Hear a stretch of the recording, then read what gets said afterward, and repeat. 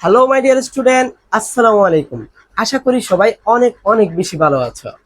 পড়াশোনা মানে কেমন যেন টেনশন, ডিপ্রেশন, স্ট্রেস আর কনফিউশনের নাম। কিন্তু পড়াশোনাটা যদি এমন হয় এনজয়েবল, ফানি কিংবা ইন্টারেস্টিং, তাহলে পড়াশোনা করতে খুব বেশি মন চায় আর পড়াশোনাটাও খুব সহজে মগজে ঢোকে। এই কমপ্লেক্স পড়াশোনার সিস্টেমটাকে সহজবোধ্য ও ইন্টারেস্টিং ভাবে স্টুডেন্টসদের সামনে ডিসপ্লে করার জন্য, প্রেজেন্টেশন করার জন্য সোহাগ একাডেমি এগিয়ে যাচ্ছে। তারই ধারাবাহিকতায় আজকে তোমাদের সায়েন্সের দ্বিতীয় ক্লাস, পদার্থবিজ্ঞানের দ্বিতীয় অধ্যায়ের গতির বেসিক ক্লাস।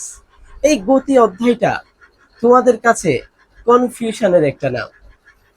গতির বিভিন্ন প্রকার গতি যখন আমাদের সামনে চলে আসে, আমরা কনফিউশন হয়ে যাই যে এটা আসলে কোন গতি, পর্যাবৃত্ত গতি, ঘূর্ণন গতি, চলন গতি, নাকি আবার সরল রৈখিক গতি। তাছাড়াও যখন আমরা স্কেলার আর ভেক্টর রাশিটাকে আলাদা করতে চাই, কোনটা স্কেলার কোনটা ভেক্টর, কোনটা দ্রুতি কোনটা ব্যাগ, কোনটা দূরত্ব কোনটা সরণ, কোনটা ত্বরণ আর কোনটা মন্দন, এই বিষয়গুলোকে আইডেন্টিফিকেশন করতে গিয়ে আমরা অনেক বেশি কনফিউশন হয়ে যাই। বাট আজকের ক্লাসটা যদি ভাইয়া তুমি মনোযোগ সহকারে ফার্স্ট টু লাস্ট খাতা কলম নিয়ে বসে পড়তে পারো, তাহলে ক্লাস শেষে তুমি বলতে বাধ্য হবা এই অধ্যায়ে আলহামদুলিল্লাহ কোনো ধরনের কনফিউশন নাই। তাইলে এটাই কথা রইল, খাতা কলম নিয়ে বসে পড়ো, পারলে কানে হেডফোন দিয়ে বসো যাতে বাইরের কোনো আওয়াজ তুমি পর্যন্ত না আসতে পারে, তাহলে তোমার জন্য ভালো হয়। ওকে, আমরা ক্লাসের মধ্যে যাই। আজকের ক্লাসটা হচ্ছে পদার্থবিজ্ঞানের দ্বিতীয় অধ্যায় গতি। প্রথম টপিকসটা হচ্ছে কি, স্থিতি ও গতি। স্থিতি এবং গতি, এই টপিকসটার নাম শুনেই তুমি বুঝতে পারছো যে স্থিতি মানে হয়তো স্থিতিশীল কোনো কিছুকে বোঝাচ্ছে যেটা নড়াচড়া করবে না, আর গতিশীল মানে হয়তো গতিশীল কিছুকে বোঝাবে যেটা একটু নড়াচড়া করবে, মুভমেন্ট থাকবে যার। ঠিকই ধরেছ। স্থিতি মানে হচ্ছে আমাদের চোখে যাকে দেখে স্থির মনে হবে, এটা হচ্ছে স্থিতি বা স্থিতিশীল। আর যাকে দেখে গতিশীল মনে হবে সেটা হচ্ছে গতি কিংবা গতিশীল। কিন্তু ভাইয়া, তোমরা সায়েন্সের স্টুডেন্টস, তোমাদের কাছে চোখের দেখায় কোনো কিছু বলে দেওয়া মানায় না। এর জন্য লাগবে প্রপার প্রমাণ এবং পরীক্ষা নিরীক্ষা। চলো তাইলে তোমাদের জন্য আজকে নিয়ে আসছি উড়োজাহাজ, বাট উড়োজাহাজের লেজটা ভেঙে গেছে, নো প্রবলেম। এই যে বিমানবন্দরে আমার এই উড়োজাহাজটা স্থির অবস্থায় আছে, তাহলে আমি যদি বলি যে এটা একদম নড়াচড়া করতেছে না, এটা হচ্ছে স্থির, হ্যাঁ স্থির। এটা যদি চলা শুরু করে, এই যে চলতেছে, তাইলে তুমি বলতে পারো ভাইয়া এটা হচ্ছে গতিশীল। কিন্তু কোনো একটা বস্তুকে, কোনো জিনিসকে স্থিতিশীল এবং গতিশীল বলার জন্য আমার একটা সাপেক্ষ বিন্দু লাগবে। সাপেক্ষ বিন্দু মানে বুঝেন? ধরেন আমার বয়স হচ্ছে মাত্র 15 বছর, আর আপনার বয়স হচ্ছে 18 বছর। এখন আমি যদি বলি যে আমার সাপেক্ষে আপনার বয়স হচ্ছে 3 বছরের বেশি, কতটা কি রাইট? আপনার বয়স 18, আমার বয়স 15, তাহলে আমার সাপেক্ষে আপনার বয়স 3 বছরের বেশি, বা আপনার সাপেক্ষে আমার বয়স 3 বছরের কম। কতটা ক্লিয়ার? সাপেক্ষটা বুঝছেন? এখন আমি যদি বলি, কোনো কিছুই বলি নাই, হঠাৎ করে এসে বলছি তোমার বয়স 10 বছরের কম, আরে ভাইয়া কার সাপেক্ষে 10 বছরের কম? আমার বাবার সাপেক্ষে, বড় ভাইয়ের সাপেক্ষে, আপনার সাপেক্ষে, নাকি অন্য কারোর সাপেক্ষে? এই যে এখানে সাপেক্ষটা লাগলো না? ক্লিয়ার? সাপেক্ষটা বুঝতে পারছে? তাইলে আমি যখন এটাকে স্থির বলতে যাব, তখন আমাকে একটা সাপেক্ষ বিন্দু লাগবে। যেমন বিষয়টা একটু ক্লিয়ারলি বোঝার চেষ্টা করেন। আমার এই বিমানের মধ্যে আমার দুইটা বন্ধু আছে, যেমন ধরেন কলম। আচ্ছা দেখেন, আমার এই বিমানের মধ্যে দুইজন বন্ধু বসে আছে, আচ্ছা তিনজন, এই যে তিনজন বন্ধু বসে আছে, ঠিক আছে। এখন বিমানটা হচ্ছে চলতেছে, এই যে বিমানটা যাচ্ছে মানে গতিশীল।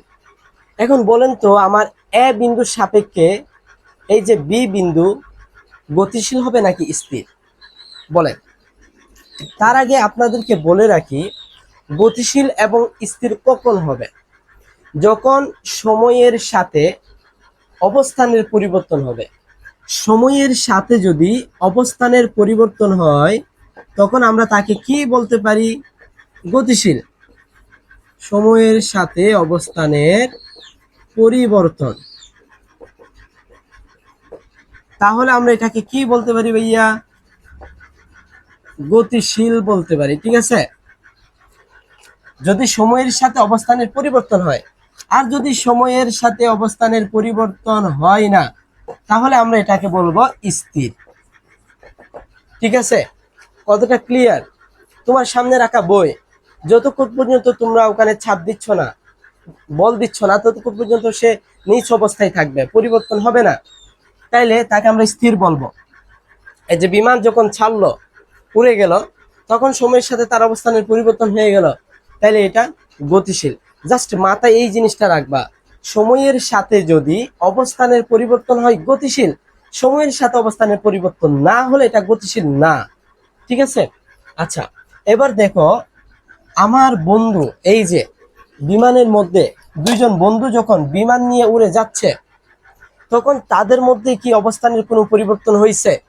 ও যেই সিটে আছে, একই সিটে পাশাপাশি দুজন বসা, অবস্থানের কোনো পরিবর্তন হয় নাই। তার মানে বিমানটা গতিশীল হওয়ার পরেও আমি বলতে পারি বিমানের ভিতরে থাকা আমার দুইজন বন্ধুর একজনের সাপেক্ষে অন্যজন স্থিতিশীল। ঠিক আছে, কিন্তু বাহির থেকে যদি একজন বন্ধু দাঁড়িয়ে থাকে, এই যে বিমানবন্দরের এই জায়গায় তাদের আরো একজন বন্ধু আছে, যিনি তাদেরকে এগিয়ে দেওয়ার জন্য আসছিল বিমানবন্দরে। এখন বিমানটা যখন চলে যাচ্ছে, বলেন তো এই বন্ধুটার সাপেক্ষে এখানে থাকা তিনজন বন্ধু গতিশীল নাকি স্থিতিশীল? অবশ্যই গতিশীল, কারণ সময়ের সাথে তাদের একটা কি হচ্ছে? অবস্থানের পরিবর্তন হচ্ছে। কিন্তু বিমানের ভিতরে থাকা একটা বন্ধুর সাথে আরেকটা বন্ধুর অবস্থানের কোনো পরিবর্তন হচ্ছে না বিদায় একজনের সাপেক্ষে অন্যজন স্থিতিশীল। আর বাহিরে থাকা বন্ধুদের সাপেক্ষে তাদের অবস্থানটার পরিবর্তন হওয়ার কারণে তারা গতিশীল। আশা করি স্থিতি এবং গতি বুঝতে পারছেন। আমি লাস্ট একটা এক্সাম্পল দিয়ে এই বিষয়ে কনফিউশনটাকে দূর করব। যেমন ধরেন, সাপেক্ষটা আসলে কেন দরকার? আমার এই জায়গায় হচ্ছে সূর্য, এই জায়গায় হচ্ছে সূর্য, ঠিক আছে, এই জায়গায় হচ্ছে পৃথিবী। পৃথিবী সূর্যকে কেন্দ্র করে ঘুরতেছে না? এই যে পৃথিবী সূর্যকে কেন্দ্র করে ঘুরতেছে, ঠিক আছে, আবার পৃথিবী নিজ অক্ষের মধ্যে ঘুরতেছে। ধরেন এখানে একটা গাছ আছে, এই যে এখানে একটা গাছ আছে, এখন গাছটা একদম স্থিতিশীল না? গাছ কি গতিশীল? গাছ স্থিতিশীল না। কিন্তু আমি যদি আপনাকে জিজ্ঞেস করি যে সূর্যের সাপেক্ষে এই গাছটা স্থিতিশীল নাকি গতিশীল, কি আনসার দিবেন? সূর্যের সাপেক্ষে আমার এই গাছটা স্থিতিশীল নাকি গতিশীল? ম্যাক্সিমাম স্টুডেন্টস বলবে যে স্থিতিশীল, গাছ তো মুভমেন্ট করে না। Wrong answer. দেখেন, এই যে পৃথিবী সূর্যকে ঘিরে প্রদক্ষিণ করে এবং নিজ অক্ষের উপরে প্রদক্ষিণ করে। এখন নিজ অক্ষের উপরে যখন প্রদক্ষিণ করবে, এখন দেখেন সূর্যের সাথে গাছের দূরত্ব হচ্ছে এই জায়গায়। এখন পৃথিবী ঘুরতে ঘুরতে যখন এখানে এসে পৌঁছাবে, এবং গাছ পৃথিবী যেহেতু নিজ অক্ষের উপর ঘুরে, তাহলে গাছটা যখন এই জায়গায় এসে যাবে, তখন দেখেন তো সূর্যের সাথে আমার ওই যে গাছটার দূরত্ব মানে অবস্থানটা কি সেম আছে নাকি পরিবর্তন হয়েছে? অবশ্যই পরিবর্তন হয়েছে। আর আমরা বলেছি যদি সময়ের সাথে অবস্থানের পরিবর্তন হয় তাকে আমরা গতিশীল বলি। তাহলে গাছেরও যেহেতু অবস্থানের পরিবর্তন হয়েছে, সূর্যের সাপেক্ষে স্থিতিশীল গাছকেও আমাদের গতিশীল বলতে হবে। আশা করি স্থিতি এবং গতি এই কনসেপ্টটা ক্লিয়ারলি বুঝতে পারছেন। এক কথাই মনে রাখবেন, সময়ের সাথে অবস্থানের পরিবর্তন হইলে সেটা গতিশীল, সময়ের সাথে অবস্থানের পরিবর্তন না হইলে সেটা স্থিতিশীল। ঠিক আছে, আচ্ছা এবার আসেন গতির বিভিন্ন প্রকারভেদ। একটু ঠান্ডা মাথায় এই টপিকস গুলা একটু ঠান্ডা মাথায় খেয়াল করেন। আমাদের সর্বপ্রথম গতির যে প্রকারটা আসলো ওইটা হচ্ছে সরল রৈখিক গতি। ওটা আসলেই যেরকম সরল, বুঝতেও এরকম সরল সোজা। দেখেন, সরল রৈখিক গতি মানে কি? সরল মানে হচ্ছে সোজা, রৈখিক মানে হচ্ছে রেখা। অর্থাৎ যে বস্তু সোজা রেখা বরাবর চলে ওটা হচ্ছে সরল রৈখিক গতি। ক্লিয়ার? আমার এই বিমানটা যদি একদম সোজা রেখা বরাবর চলে, এটা হচ্ছে সরল রৈখিক গতি। আপনি যদি আপনার স্কুলের কম্পাউন্ডে একদম সোজা দাগ বরাবর দৌড় দেন, আপনি হবেন সরল রৈখিক গতির একটা উদাহরণ। সরল রৈখিক গতিটা ক্লিয়ার? এটা নিয়ে আর আলোচনা করার মতো কিছু নেই। সরল রৈখিক গতি হচ্ছে এতটুকুই, ঠিক আছে? ওকে, এরপরে হচ্ছে ঘূর্ণন গতি। এরপরে কি গতি? ঘূর্ণন গতি। ওকে, দেখেন ঘূর্ণন গতিটা একটু খেয়াল করেন। তাহলে ঘূর্ণন শব্দটা শুনে আপনাদের মাথায় কোন বিষয়টা আসলো? যে ঘূর্ণন মানে এখানে নিশ্চয়ই কোনো কিছু ঘোরা বোঝাবে। এক্স্যাক্টলি, বাট সংজ্ঞাটা কিরকম দেখেন। ঘূর্ণন গতি হচ্ছে কোনো কিছু যদি একটি নির্দিষ্ট বিন্দুর সম দূরত্বে থেকে ঘুরতে থাকে, একটা নির্দিষ্ট বিন্দুর সম দূরত্বে থেকে যদি ঘুরতে থাকে, তাহলে আমরা তাকে কি গতি বলতে পারি? ঘূর্ণন গতি বলতে পারি। সাপোজ ধরেন আমার এটা হচ্ছে একটা ফ্যান, ঠিক আছে? এই যে এটা হচ্ছে একটা ফ্যান। আমার এই ফ্যানটা ঘুরতে থাকবে না? এই যেভাবে ঘুরতে থাকবে না? ঘুরবে? ঘুরতে থাকবে। তাহলে এই যে দেখেন ঘূর্ণন গতির সংজ্ঞা কি বলছিলাম? নির্দিষ্ট একটা বিন্দুকে কেন্দ্র করে নির্দিষ্ট একটা দূরত্বে ঘুরতে থাকবে। তাহলে এটা হচ্ছে কার উদাহরণ? ঘূর্ণন গতির উদাহরণ। এই যে নির্দিষ্ট একটা বিন্দুকে কেন্দ্র করে ঘুরতেছে না, এই পুরা বিষয়টা, তাহলে এটা হচ্ছে কার? ঘূর্ণন গতির উদাহরণ। তাইলে কোনো কিছু যদি একটি নির্দিষ্ট বিন্দুর সম দূরত্বে থেকে ঘুরতে থাকে, আবার বলছি, কোনো কিছু যদি একটা নির্দিষ্ট বিন্দুর, এই যে একটা নির্দিষ্ট বিন্দুর সমান দূরত্বে থেকে ঘুরতে থাকে, তাকে আমরা কি গতি বলতে পারি? ঘূর্ণন গতি বলতে পারি। বুঝতে পারছেন ঘূর্ণন গতিটা কি এবার? তাহলে বলেন তো, এই যে বাইকের চাকার গতি ঘূর্ণন গতি হবে? অবশ্যই ঘূর্ণন গতি। তাইলে রিক্সার চাকা, বাসের চাকা ঘূর্ণন গতির উদাহরণ। এই যে পৃথিবী সূর্যকে কেন্দ্র করে ঘুরতেছে, চাঁদ আবার পৃথিবীকে কেন্দ্র করে ঘুরতেছে, এগুলো হচ্ছে ঘূর্ণন গতির উদাহরণ। আপনার মাথার উপরের পাকা ঘুরতেছে, এটা হচ্ছে ঘূর্ণন গতির উদাহরণ। এই যে ইলেকট্রন নিউক্লিয়াসকে কেন্দ্র করে ঘুরতেছে, এটা হচ্ছে ঘূর্ণন গতির উদাহরণ। বাট ঘূর্ণন গতিতে দুইটা জিনিস মনে রাখবেন। দেখেন, এই যে মনে করেন এটা হচ্ছে একটা ঘড়ি, এটা হচ্ছে একটা ঘড়ি। ঘড়ি দিয়ে না বোঝাই বা চাকা দিয়েই বোঝায়, চাকা। আমার ঘূর্ণন গতিতে হচ্ছে এটা এইভাবেও ঘুরতে পারে, আবার এইভাবেও ঘুরতে পারে। যেমন আপনাদের ওই যে ইলেকট্রন আছে না শক্তি স্তরের ইলেকট্রন গুলো হচ্ছে এইভাবে ঘুরে, একটা ইলেকট্রন, আবার আরেকটা ইলেকট্রন হচ্ছে এইভাবে ঘুরে। অর্থাৎ ঘূর্ণন গতি হইতে হলে শুধু নির্দিষ্ট একটা বিন্দুর সম দূরত্ব থেকে ঘুরলেই হবে। তুমি চাইলে ভাইয়া এদিক থেকে ঘুরো, আর চাইলে ওই দিক থেকে ঘুরো, নো প্রবলেম, তুমি ঘূর্ণন গতি হয়েই যাবা। তাইলে এটা হচ্ছে বিশেষ দ্রষ্টব্য, মনে রাখবেন দুই দিকে ঘুরলেই এটা ঘূর্ণন গতি হইতেছে। তো কি হইছে? কারণ আরেকটা যখন গতির প্রকারভেদ করবা, তখন দেখবা যে দুই দিকে ঘুরলেই আর ওই গতিটা হচ্ছে না, তখন প্রবলেমটা ফেস করবা। ঠিক আছে, এই জন্য আগে থেকে বলে দিচ্ছে। তাহলে ঘূর্ণন গতির ক্ষেত্রে কি হবে? দুই দিকেই ঘুরতে পারবে, নো প্রবলেম, সে ঘূর্ণন গতি হয়ে যাবে।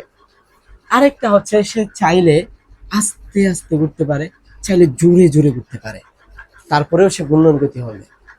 ক্লিয়ার? তাহলে দুইটা বিষয়, সে এই দিকে ঘুরতে পারে ঘূর্ণন গতি, সে ওই দিকেও ঘুরতে পারে ঘূর্ণন গতি। সে চাইলে আস্তে আস্তে ঘুরতে পারে ঘূর্ণন গতি, সে চাইলে জোরে জোরে ঘুরতে পারে ঘূর্ণন গতি। ক্লিয়ার? আশা করি ঘূর্ণন গতিটা বুঝতে পারছেন।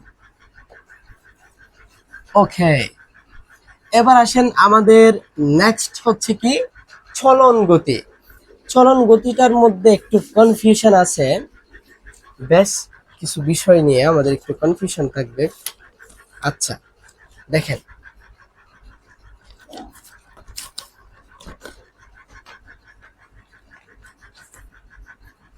ওকে, উঠে যাচ্ছে। ওকে, দেখেন, চলন গতি কাকে বলা হচ্ছে? কোনো কিছু যদি এমন ভাবে চলতে থাকে যেন বস্তুর সকল কণা একই সময়ে একই দিকে যেতে থাকে। কি বললো? কোনো কিছু যদি এমন ভাবে চলতে থাকে যেন বস্তুর সকল কণা একই সময়ে একই দিকে যেতে থাকবে, তাকে কি বলতে পারবো? চলন গতি বলতে পারবো। গতিটা ক্লিয়ার? আবার একটু শুনো। কোনো কিছু যদি এমন ভাবে চলতে থাকে যেন বস্তুর সকল কণা একই সময়ে একই দিকে যেতে থাকে। কয়টা শর্ত দিছে দেখছো? চলন গতি হইতে গেলে তোমাকে এইসব শর্ত মাইনা আসতে হবে, নয়তো আসতে পারবে না। তাহলে কি বললো? কোনো কিছু যদি এমন ভাবে চলতে থাকে যেন বস্তুর সকল কণা একই সময়ে একই দিকে যেতে থাকে। আমি আমার জাহাজটাকে আবার নিয়ে আসলাম। এই যে দেখো, আমার জাহাজটা যখন যাচ্ছে সামনের দিকে, তাহলে এই যে একই সময়ে জাহাজের সকল কণা, ভিতরে যতগুলা কণা আছে সব কণা একই সময়ে একই দিকে যাচ্ছে না? এই যে সামনের দিকে একই দিকে যাচ্ছে না? এই যে এটা হচ্ছে চলন গতির উদাহরণ। ঠিক আছে? চলন গতির সাথে সরল রৈখিক গতির একটু করে পার্থক্য আছে, বুঝতে পারছেন? তাইলে আপনার সরল রৈখিক গতি কি ছিল? যেটা সোজা যাবে। চলন গতি হচ্ছে সেম, যেটা সোজা যাবে। কারণ সোজা গেলেই আমরা বুঝতে পারছি, দেখতে পাচ্ছি যে কণাগুলো একই সময়ে একই দিকে যাচ্ছে। কিন্তু এটা যখন বাঁকা হয়ে যাবে, দেখেন এই যে আমার ধরো এখানে একটা বিন্দু পাইলাম, এইখানে একটা কণা পাইলাম, মানে দুইটা কণা যখন সামনের দিকে গেল, এই যে আরেকটা, এই যে কণাটা এখন দেখেন তো আরেকটু সামনে আসলো। হ্যাঁ, দেখো কণাগুলা কিন্তু একই সময়ে একই দিকে যাচ্ছে, তাই না? একই সময়ে একই দিকে যাচ্ছে, তাইলে আমরা এটাকে চলন গতি বলতে পারি। কিন্তু ভাইয়া, আমার এই জাহাজটা যদি এই যে এখন এই অবস্থায় আছে, এখন এটা যদি বাঁকা হয়ে যায়, হ্যাঁ একটু দেখবা একই সময়ে একই দিকে যায় কিনা। এই যে দেখবা,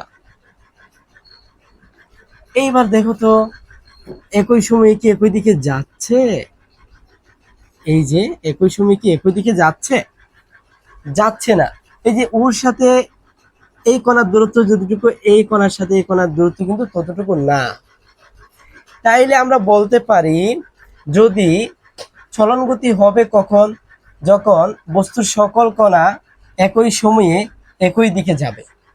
কিন্তু এখানে আরেকটা বিষয়, যেমন আমার জাহাজটা এইভাবে গেল, সে চাইলে কিন্তু নিচের দিকে আসতে পারবে, নিচের দিকে এসে আবার সোজা, কিন্তু সোজা যাইতে হবে। দেখেন আমি নিচের দিকে কিন্তু এইভাবে আনি না, একেবারে সোজা যাচ্ছে, এইভাবে নামছে আবার, এইভাবে নামছে আবার।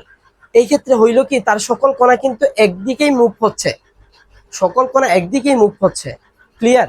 সরল রৈখিক গতির সাথে তার পার্থক্যটা হচ্ছে এই জায়গায়। আপনি সরল রৈখিক গতি পাইতে গেলে আপনাকে একদম সোজা যাইতে হবে, আপনি নিচে আসতে পারবেন না। এই যে দিকে গেলেন, এইদিকে এসে আবার যেতে পারবেন না, তাহলে সরল গতি হবে না। কথা ক্লিয়ার? সরল গতি হইতে গেলে একদম সোজা। কিন্তু আপনি যদি চলন গতি হইতে চান, আপনাকে সোজাই যাইতে হবে, কিন্তু আপনি চাইলে নিচে নামতে পারেন, চাইলে উপরে উঠতে পারেন। ক্লিয়ার?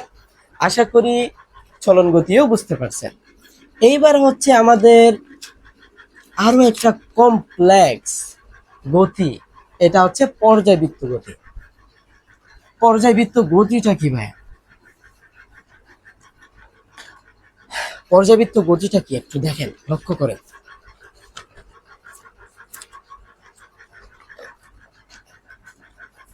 এই যে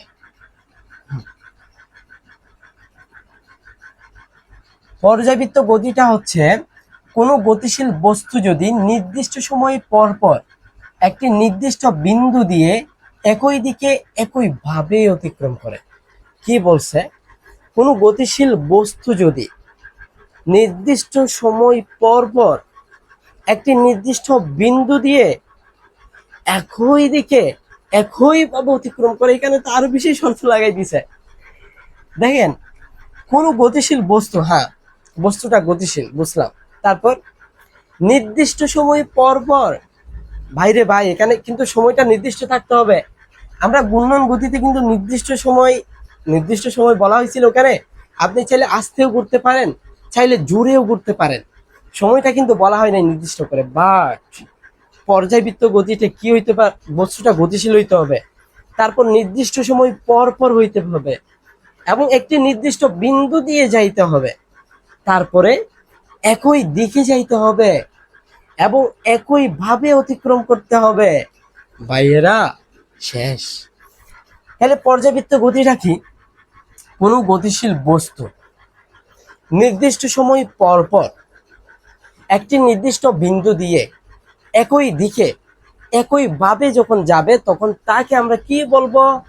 পর্যায়বৃত্ত গতি। ক্লিয়ার? এবার উদাহরণের মাধ্যমে দেখা যাক। এই উদাহরণটা ঘড়ির মধ্যে সবচেয়ে সহজে পাওয়া যায়। যেমন ধরেন, এটা হচ্ছে আমার একটা ঘড়ি, কি সুন্দর ঘড়ি আঁকলাম, দেখছেন? মানুষের মতো। ওকে, এইখানে একটা কাঁটা, এইখানে, এইখানে, এইখানে। ঠিক আছে, এটা হচ্ছে 12, এটা হচ্ছে 3, 6, 9। ওকে, এই যে আমার ঘড়ির কাঁটা। ঠিক আছে, আমার ঘড়ির কাঁটা ঘুরবে না? এই যে ঘুরতেছে ঘুরতেছে ঘুরতেছে, ঘুরে ঘুরে ঘুরে ঘুরে কোথায় আসবে বলেন তো? এই যে এখানে আসবে। কয় সেকেন্ড পরে আসবে? বলে 60 সেকেন্ড পরে আসবে ভাইয়া। কয় সেকেন্ড পরে? 60 সেকেন্ড পরে। তাহলে আমাদের ওখানে কি ছিল? কোনো গতিশীল বস্তু যদি নির্দিষ্ট সময় পর পর, তাহলে এখানে কত সেকেন্ড পর পর আসতেছে বলেন তো? 60 সেকেন্ড পর পর। কোনো সময় কি ঘড়ি দেখছেন যে 62 সেকেন্ড পরে এখানে আসছে বা 59 সেকেন্ড পরে এখানে আসছে? আসে নাই। 60 সেকেন্ড পর পরই কিন্তু সে এই জায়গা থেকে ঘুরে এইখানে আসবে। তার মানে আমার নির্দিষ্ট সময় পর পর হচ্ছে, সময়ের হেরফের কিন্তু হচ্ছে না। দ্যাট মিনস আমি একটা একটা শর্ত পূরণ করলো ঘড়ি। আচ্ছা, এবার আর তাহলে নির্দিষ্ট সময় পর পর বলছে, তাই না? নির্দিষ্ট একটা বিন্দু দিয়ে, এই যে নির্দিষ্ট এই বিন্দুটাকে কেন্দ্র করেই কিন্তু ঘুরতেছে। দ্বিতীয় শর্তটাও পূর্ণ করলো। তৃতীয় নাম্বার কি বলছে? একই দিকে। একই দিকে বলতে আমার এই ঘড়ির কাঁটা দেখতেছেন, ঘড়ির কাঁটা কিন্তু এই দিকে এইভাবে ঘুরতেছে। ঘড়ির কাঁটা কি কখনো এইভাবে ঘুরছে দেখছেন? এইভাবে ঘুরছে উল্টা। মাইর দিবেন, বলে তো টাকা দিয়ে তোরে কিনে আনছি উল্টা ঘুরার জন্য, ফাজিল হইছস। তাহলে ঘড়ির কাঁটা কিন্তু সবসময় এইভাবেই ঘুরবে, এইভাবে ঘুরবে না। তাহলে আমার 4 নাম্বার শর্তটাও পূরণ করলো, নির্দিষ্ট সময় পর পর। ঠিক আছে, একই দিকে এবং নির্দিষ্ট একটা বিন্দু দিয়ে যদি একইভাবে অতিক্রম করে, তাহলে এই যে এটা একইভাবে সেম একইভাবে অতিক্রম করতেছে না? তার মানে আমরা এটাকে কি বলতে পারি বলেন তো? পর্যায়বৃত্ত গতি বলতে পারি। তার মানে আমাদের ঘড়ির কাঁটা হচ্ছে একটা পর্যায়বৃত্ত গতি। ক্লিয়ার? পর্যায়বৃত্ত গতিটা ক্লিয়ার? আচ্ছা, এবার বলেন তো, সূর্যকে কেন্দ্র করে যে আমার পৃথিবী ঘুরে, এটা কি পর্যায়বৃত্ত গতি হইবে? আপনি একটু খেয়াল করেন তিনটা শর্ত মানতেছে কিনা। নির্দিষ্ট সময় পরপর কি ঘুরে, নাকি যেমন পৃথিবী সূর্যকে কেন্দ্র করে কতদিন পর পর ঘুরে? 365 দিন পর একবার ঘুরে। কখনো কি 370 দিন পরে ঘুরছে? এরকম হইল? হয় নাই। তার মানে প্রথম সূত্র পূরণ করলো, নির্দিষ্ট বিন্দু দিয়েই তো অতিক্রম করে, তার নির্দিষ্ট কক্ষপথ আছে না? তাহলে দ্বিতীয় নাম্বারটা পূরণ করলো। এবং একই দিকে, এই যে এটা হচ্ছে ধরেন সূর্য, সূর্যকে কেন্দ্র করে পৃথিবী এই উপবৃত্তাকার কক্ষপথে, সূর্যকে কেন্দ্র করে পৃথিবী কিন্তু উপবৃত্তাকার কক্ষপথে ঘুরে, জানেন? তাহলে এই যে ঘুরতেছে, এই দিক দিয়েই কিন্তু ঘুরে বারবার, বুঝতে পারছেন? এই দিক দিয়ে কিন্তু ঘুরবে না। তার মানে পৃথিবী যে সূর্যকে কেন্দ্র করে ঘুরে, এই গতিটাও হচ্ছে একটা কি গতি? পর্যায়বৃত্ত গতির উদাহরণ। বুঝতে পারছেন? পর্যায়বৃত্ত গতিটা বুঝতে পারছেন? তাইলে পর্যায়বৃত্ত গতি বৃত্তাকার পথে পাওয়া যায়, যেমন আমরা ঘড়ির উদাহরণে দেখছি। পর্যায়বৃত্ত গতি আবার উপবৃত্তাকার কক্ষপথেও পাওয়া যায়, যেটা আমরা পৃথিবী এবং সূর্যের ঘূর্ণনের মধ্যে দেখছি।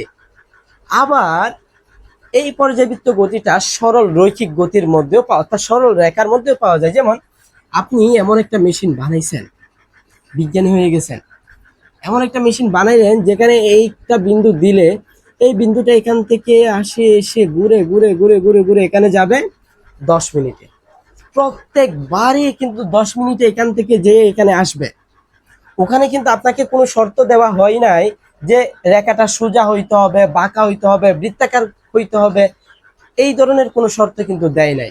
তার মানে আপনি সরল রেখার মধ্যে যদি নির্দিষ্ট সময় পর পর ঘুরতে থাকে এবং একই দিকেই ঘুরতে থাকে, তাহলে আপনি এটা কেউ কি বলতে পারবেন, পর্যাবৃত্ত গতি। আশা করি পর্যাবৃত্ত গতিটাও বুঝতে পারছেন। তাইলে এই যে পর্যাবৃত্ত গতির সাথে ঘূর্ণন গতির যে একটা বিরোধিতা, এই যে কনফিউশন, এটা কি বাহির করতে পারছেন?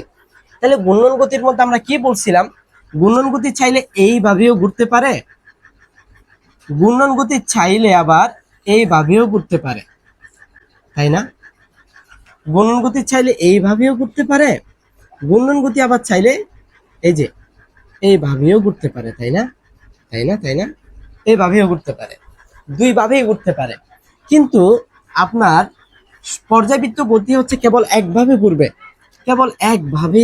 এইভাবেই ঘুরবে। বুঝতে পারছেন? তাহলে আমরা যদি দেখি কোনো বস্তু দুই দিকেই ঘুরতে পারে, তাহলে আমরা এটাকে কি বলবো, ঘূর্ণন গতি।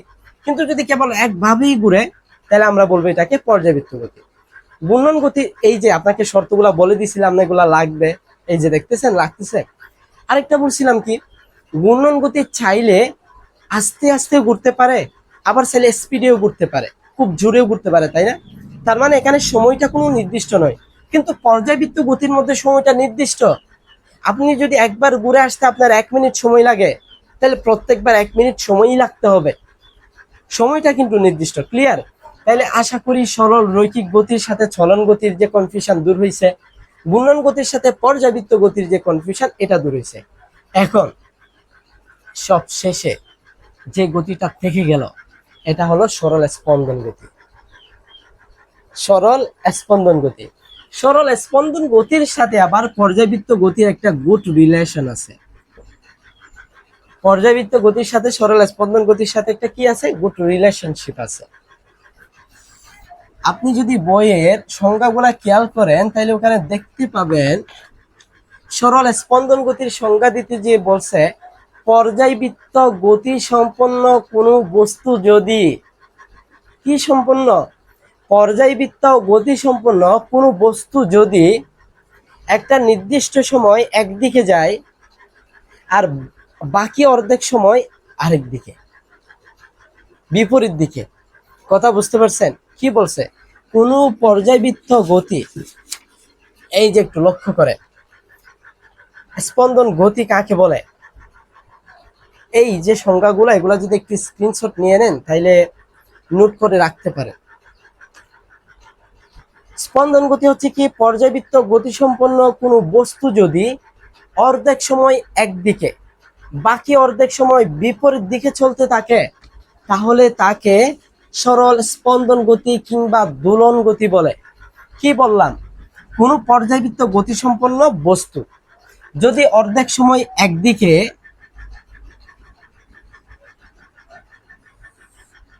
মনে করেন এটা হচ্ছে একটা দোলনা, এটা হচ্ছে একটা কি দোলনা, দোলনাটা হয় কি, এই যে এদিকে এদিকে ঘুরতে থাকে, তাই না? এই যে অর্ধেকটা সময় এইদিকে, বাকি অর্ধেক সময় এইদিকে, অর্ধেক সময় এইদিকে, বাকি অর্ধেক সময় এই দিকে। তাইলে এটাই হচ্ছে আপনার কি স্পন্দন গতির উদাহরণ। অর্থাৎ যেটার মধ্যে পর্যাবৃত্ত গতি থাকবে এবং সে অর্ধেকটা সময় একদিকে যাবে, বাকি অর্ধেক সময় তার বিপরীত দিকে যাবে, তাহলে এটাকে আমরা কি বলবো, সরল স্পন্দন গতি বলবো। তাহলে বলেন তো, আপনি যে ছোটবেলায় দোলনায় দুল খাইছেন, ওই যে দুল খাওয়াটা কোন গতির উদাহরণ, সরল স্পন্দন গতির উদাহরণ।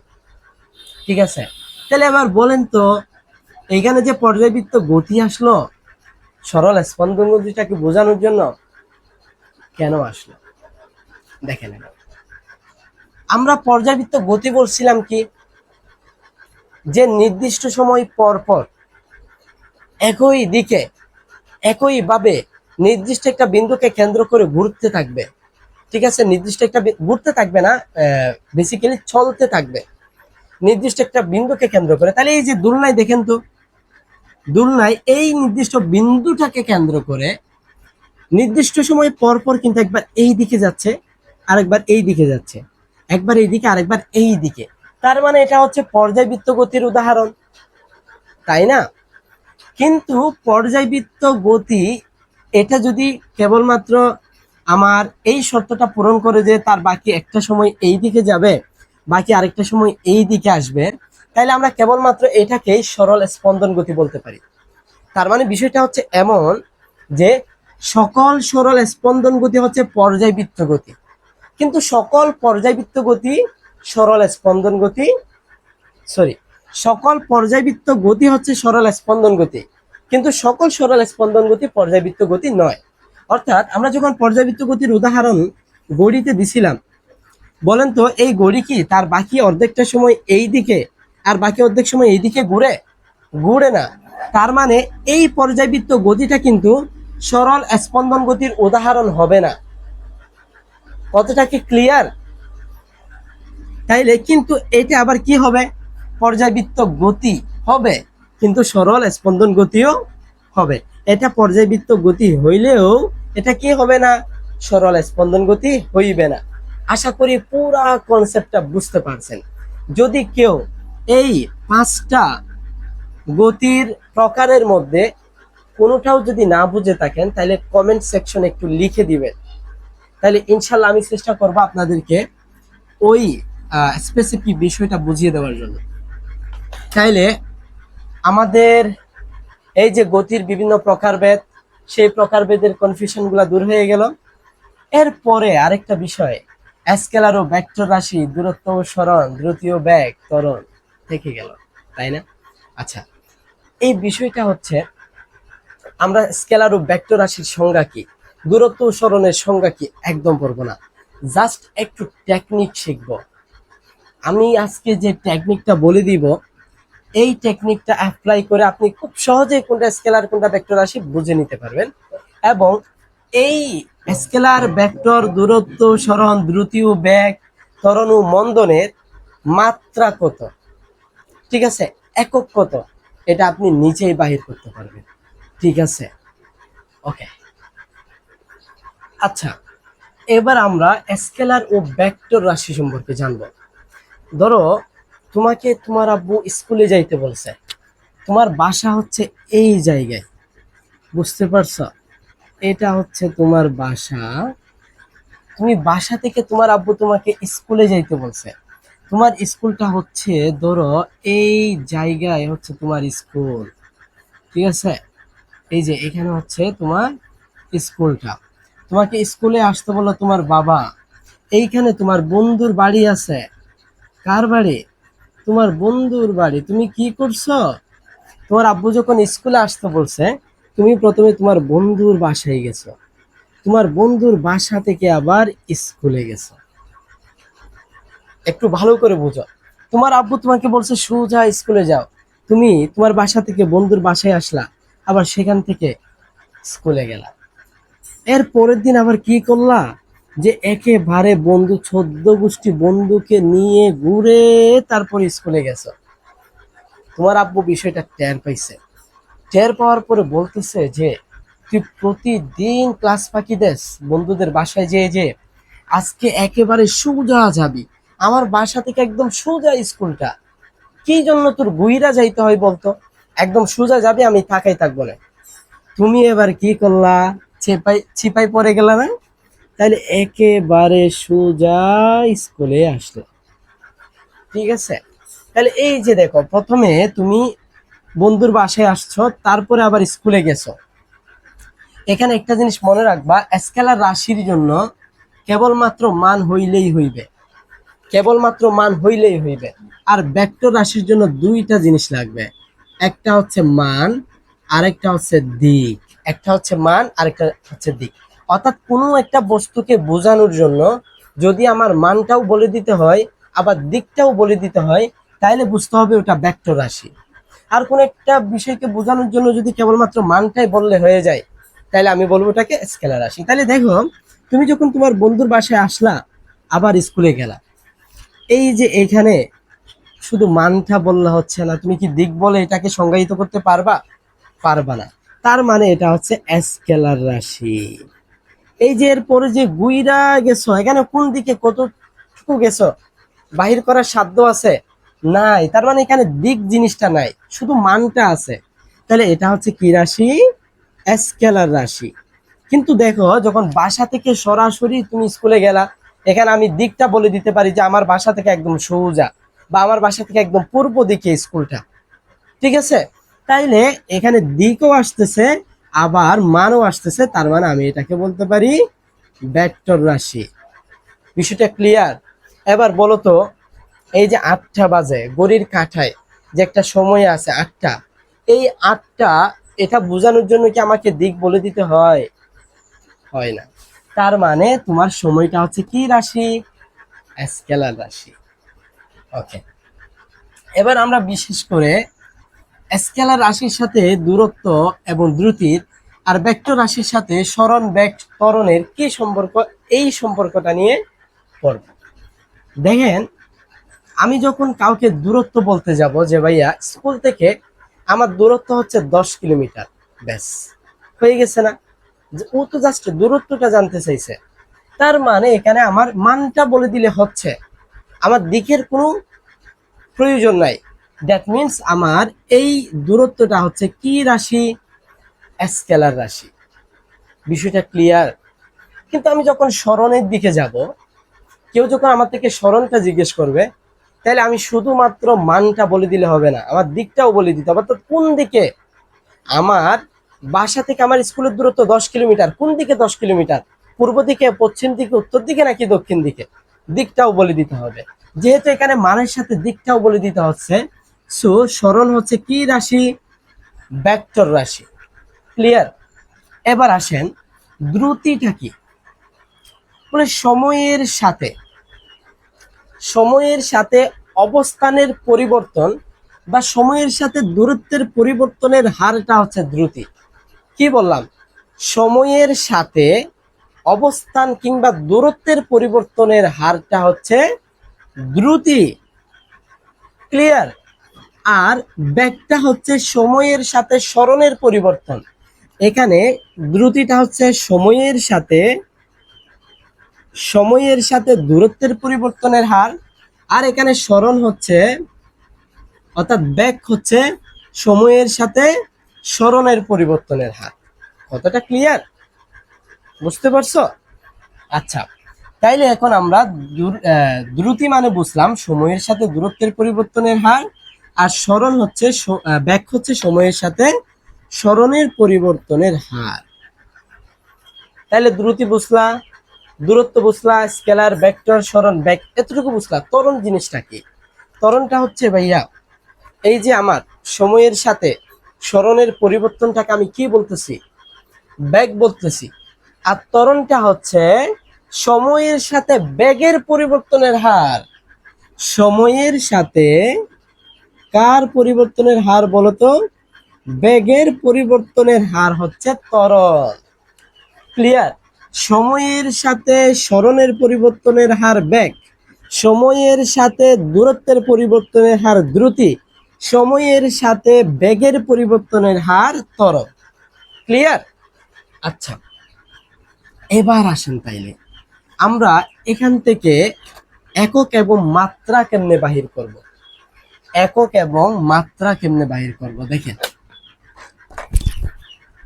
কইস না, এই যে দূরত্ব আছে না, দূরত্বের একক কি বলেন তো? দূরত্বের এককটা একটু মনে রাখতে হবে ভাইয়া। দূরত্বের একক একটু মনে রাখতে হবে। দূরত্বকে কি দ্বারা প্রকাশ করে? দূরত্বকে এস দ্বারা প্রকাশ করে।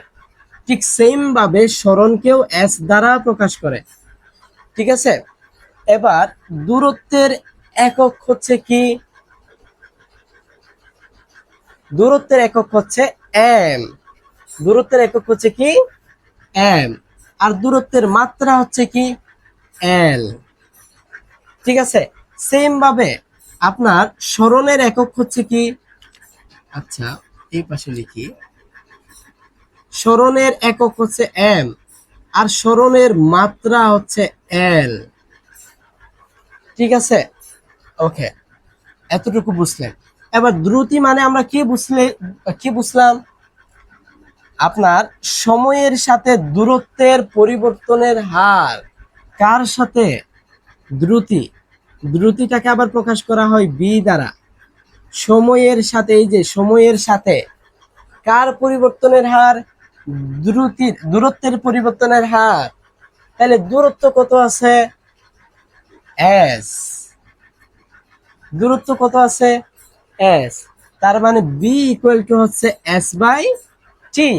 ঠিক সেম ভাবে বেগের ক্ষেত্রেও একই কথা। সময়ের সাথে সরণের পরিবর্তনের হার, সরণকেও যেহেতু এস দ্বারা প্রকাশ করা হয়, সরণকেও যেহেতু এস দ্বারা প্রকাশ করা হয়, তাহলে সময়ের সাথে আপনার সরণের পরিবর্তনের হার হচ্ছে কি? বেগ। এই যে আমাদের এটা হচ্ছে কি সূত্র, ঠিক আছে? আমাদের কাজটা হচ্ছে এখন এখান থেকে আমি একক কেমনে বাহির করব, মাত্রা কেমনে বাহির করব। এবার দেখেন, আমাদের বেগের মাত্রা অর্থাৎ বি এর মাত্রা আমাদেরকে বাহির করতে হবে। এই যে বেগের মাত্রা এবং বেগের একক আমি বাহির করব। এবার বলেন তো এস, বি সমান কি? S by T. এস মানে কি? দূরত্ব। আর দূরত্বের একক হচ্ছে কত? এম, লিখে দিলাম। সময় টি, সময়ের একক হচ্ছে কত? এস। এই যে এস, ঠিক আছে? এখন আমি, আপনারা সূচক লগারিদমে পড়েছেন যে যদি এইরকম একটা সংখ্যা থাকে যে এক্স আছে, এখানে ওয়ান আছে, তাহলে এটা কি হয়? এক্স ইনভার্স ওয়ান হয়, তাই না? অথবা যদি এরকম থাকে এক্স এম বাই এক্স থাকে, তাহলে এটা কি হয়? এক্স মাইনাস এম হয়। ঠিক সেম ভাবে এখানে এম আছে না, এমটা লিখলাম। এস আছে না, এই যে এস এর একক কত আছে বলেন তো? এস এর একক কত আছে? কিছু আছে? নাই। তার মানে কত? ওয়ান। তার মানে কত? ওয়ান। ঠিক আছে, এই যে এম এক্স, এটাকে আমরা পড়ছিলাম কি? M X inverse one. অর্থাৎ আমার এই এস এর এটার কোনো মাত্রা নাই, মানে মনে মনে এটার মাত্রা হচ্ছে ওয়ান। তাইলে এই যে এমটা লিখলাম, তারপরে এস, এই যে ভাগের পরিবর্তে বিয়োগ, এখানে কোনো একক কোনো পাওয়ার নাই, মানে ওয়ান আছে, মাইনাস ওয়ান। ক্লিয়ার? আচ্ছা, তাইলে আমরা দ্রুতির দ্রুতির একক পাইলাম কি? M S inverse one, M by S থেকে, সরি হ্যাঁ এম বাই এস থেকে। ওকে, এবার হচ্ছে মাত্রা কেমনে বাহির করব দেখেন। তাইলে এস মানে দূরত্বের মাত্রা কি পাইছিলেন? এল পাইছিলেন। আর সময়ের মাত্রা হচ্ছে কি? টি। ঠিক আছে, তাহলে এটাও যদি সেম ভাবে লিখি, তাহলে এল টি ইনভার্স ওয়ান। বেগের ক্ষেত্রে হচ্ছে সেম কথা। বেগের ক্ষেত্রে বি, বেগের মাত্রা যদি বাহির করতে চান, তাহলে M S inverse one, sorry যদি একক, আর মাত্রা হচ্ছে কত? L T inverse one. Clear? এবার হচ্ছে ত্বরণটা কি? ত্বরণের সম্পর্কটা কার সাথে বলছিলাম? বেগের সাথে। তাহলে বেগ কত আছে? বেগ কত আছে দেখেন তো। ত্বরণ, ত্বরণকে প্রকাশ করা হয় এ দ্বারা। কি দ্বারা? ত্বরণকে এ দ্বারা প্রকাশ করা হয়, ঠিক আছে? আচ্ছা, তাইলে সময়ের সাথে বেগের পরিবর্তনের হারকে কি বলছিলাম? ত্বরণ বলছিলাম। তাহলে ত্বরণকে, বেগকে প্রকাশ করে বি দ্বারা, সময়কে প্রকাশ করে টি দ্বারা, অর্থাৎ এ equal to B by T.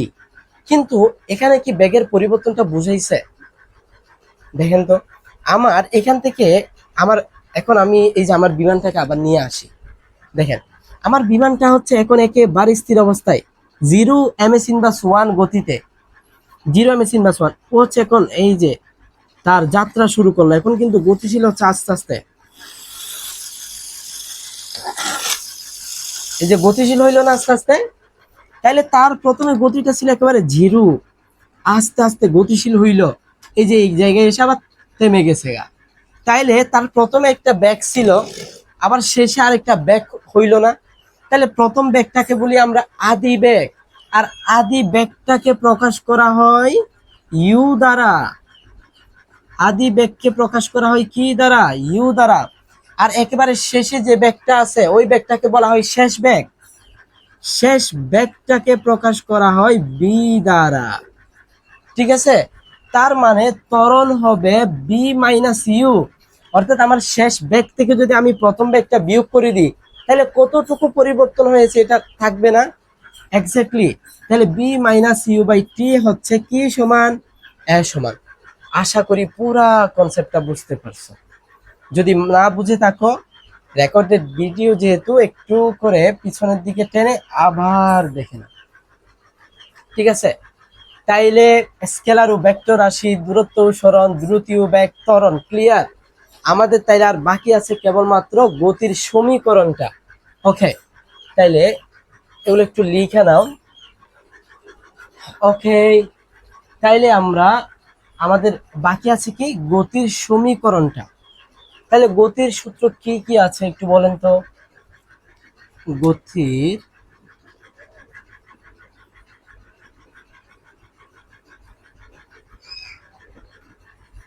গতির সমীকরণ, তাহলে দূরত্বের সূত্র কি কি আছে? অতিক্রান্ত দূরত্বের,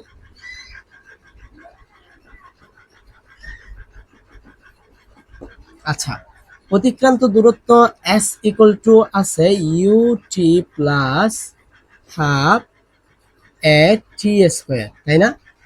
একটা আছে কি s equal to U T plus half A T square, আরেকটা আছে s equal to U plus V by two into T, আরেকটা আছে s ইকুয়াল টু বিটি। এই যে s ইকুয়াল টু বিটি, এটা কখন? যখন হচ্ছে সমবেগ হবে, সমবেগ হবে। এটা হচ্ছে সমবেগের সূত্র। সমবেগ মানে বুঝেন, অর্থাৎ যখন একই বেগে কোনো কিছু চলতে থাকবে, সমান বেগে যখন কোনো কিছু চলতে থাকবে, তখন তাকে বলা হচ্ছে সমবেগ, ঠিক আছে? তাহলে সমবেগের ক্ষেত্রে আমরা কোন সূত্রটা বসাবো দূরত্ব বের করতে গেলে? s ইকুয়াল টু বিটি। ওকে, এবার বেগের সূত্র, বেগের ক্ষেত্রে কি কি আছে? v ইকুয়াল টু কি আছে বলেন তো? v ইকুয়াল টু কি আছে? আচ্ছা, বি স্কোয়ার ইকুয়াল টু একটা আছে U square plus two A H একটা আছে, তাই না? তারপরে আছে বি স্কোয়ার ইকুয়াল টু কি আছে? U square plus two A H. আরেকটা আছে V equal to U plus A T. কয়টা পাইলাম? দুইটা। একটা হচ্ছে V square equal to U square plus two H, V equal to U plus A T. এইগুলাই হচ্ছে মূলত গতির সমীকরণ। আমার একটু দেখেন, s equal to ut plus half at square মুক্ত করে ফেলবেন, s equal to u plus b by 2 into t, s equal to bt, b square equal to a square plus 2as, b equal to u plus it। এখন কোন সূত্রটা কখন ফেলবেন? আপনাদের ফিজিক্সের অঙ্কগুলো হচ্ছে খুব সিম্পল সূত্র, 3-4 লাইনের অঙ্ক। আমাদের কনফিউশন থাকে, আমি ভাইয়া এই অঙ্কটার মধ্যে আমি কোন সূত্রটা অ্যাপ্লাই করব, এই জায়গায় আমাদের কনফিউশন লেগে যায়। আমি এই বিষয়টার উপরে আরেকটা ক্লাস আপলোড করবো ইনশাল্লাহ। পদার্থবিজ্ঞানে বিশেষ করে এই গতি অধ্যায়ে আপনি কোন অঙ্কের মধ্যে, কোন ডিজাইনের অঙ্কের মধ্যে কোন সূত্রটি অ্যাপ্লাই করবেন, এটা নিয়ে একটা আলাদা ভিডিও আসবে। ওই ভিডিওটা দেখলে আশা করি এই কনফিউশনটা আর থাকবে না। ওকে, আপাতত এই সূত্রগুলাই হচ্ছে আমাদের গতির সমীকরণে। বাকি পরন্ত বস্তুর ক্ষেত্রে একই জিনিস, জাস্ট পরন্ত বস্তুর ক্ষেত্রে যখন কোনো বস্তু বিনা বাধায়, আপনারা ওখানে 3টা সূত্র পড়ছেন, কোনো বস্তু যখন বিনা বাধায় একই উচ্চতা থেকে পড়তে থাকে, তাহলে ওটা একই সময়ে একই দূরত্ব অতিক্রম করে, তাই না? এখন আমার এগুলো হচ্ছে সমতলের ক্ষেত্রে, এই সূত্রগুলা যখন সমতলের ক্ষেত্রে আমি দূরত্ব বাইর করবো, অর্থাৎ একটা গাড়ি যখন সমতলে চলতে থাকে, তখন যখন আমরা তার দূরত্ব বাইর করবো, তখন এই সূত্রগুলো ইউজ করব, কারণ এখানে ত্বরণ এ কাজ করে। কিন্তু আমরা জানি পরন্ত বস্তুর বেলায় আমাদের ত্বরণ কাজ করে জি, অভিকর্ষ ত্বরণ, যার মান হচ্ছে কত? 9.8 ms/2, তাই না? আচ্ছা, তাহলে এই ক্ষেত্রে জাস্ট এটাকে পরিবর্তন করে দিয়ে জিটা দিয়ে দিবেন, বাকিগুলো সেম। আর এস দূরত্ব, সমতলের ক্ষেত্রে দূরত্ব হয়, আর পরন্ত বস্তুর ক্ষেত্রে উচ্চতা হবে, মানে এইচ। তাহলে এইচ ইকুয়াল টু কি হবে বলেন তো? ইউটি প্লাস হাফ জি টি স্কোয়ার। এই যে একই, সেম, দেখছেন? জাস্ট এর পরিবর্তে জি হইল সূত্রের মধ্যে। এরপরে হচ্ছে এই যে B square equal to U square plus two A H আছে না, এই জায়গায় কি হবে বলেন তো? B square equal to U square plus two G H. এর পরিবর্তে কি হইল? জি হইল। আর এই সূত্র same, B equal to U plus GT. Clear? মূলত আমাদের গতির সমীকরণ হচ্ছে এইগুলাই। তাহলে নেক্সট অধ্যায়ে আমরা কোন অঙ্কের বেলায় কোন সূত্রগুলো ইউজ করবেন এটা নিয়ে একটা ভিডিও আপলোড করব। আরেকটা ভিডিও আপলোড হবে টাইপ ভিত্তিক এমসিকিউ, অর্থাৎ এই যে আমরা সরলরৈখিক গতি, গতির বিভিন্ন প্রকারভেদ, তারপর হচ্ছে স্কেলার ও ভেক্টর রাশি, দূরত্ব, সরণ, দ্রুতীয় ভেক্টর অনুমোদন করলাম না। তাহলে এই জায়গায় কোন এমসিকিউ গুলা কিভাবে আসতে পারে আমরা হচ্ছে টাইপ আকারে এমসিকিউ গুলা পড়বো। আপনারা হয়তো গণিতের সেটু ফাংশনে আমার টাইপ ভিত্তিক এমসিকিউ ক্লাসটা দেখেছেন, ওখানে টাইপের খেলাটা বুঝতে পারছেন। তাহলে পদার্থবিজ্ঞানেও আমরা টাইপ ভিত্তিক এমসিকিউ নিয়ে আলোচনা করব। দেন এরপরে হচ্ছে আমাদের লাস্ট ক্লাস আমরা সিকিউ নিয়ে আলোচনা করব, এবং এটা হচ্ছে টাইপ আকারে, অর্থাৎ নির্দিষ্ট নিয়মে কোন কোন নিয়মে এখান থেকে অঙ্ক আসতে পারে এবং কোন অঙ্কের আনসারটা কিভাবে দিতে হবে এই বিষয়টা নিয়ে ডিটেলস ক্লাস আসবে। সাথেই থাকেন। আশা করি প্রত্যেকটা ক্লাস যদি ধারাবাহিকভাবে নিয়মিত করতে পারেন তাহলে আপনাদের সায়েন্সের কোনো সাবজেক্টে ইনশাল্লাহ কোনো ধরনের প্রবলেম বা ট্রাবল থাকবে না। ওকে, আজকের পর্যন্ত ক্লাসটা হচ্ছে এতটুকুই। নেক্সট ক্লাসের অগ্রিম ওয়েলকাম দিয়ে আজকের ক্লাসটা এখানেই শেষ করছি। পরবর্তী ক্লাসে অন্য কোনো বিষয়ের অন্য কোনো টপিকস নিয়ে আপনার সাথে আমার আবারও দেখা হবে ইনশাআল্লাহ। আসসালামু আলাইকুম ওয়া রাহমাতুল্লাহ।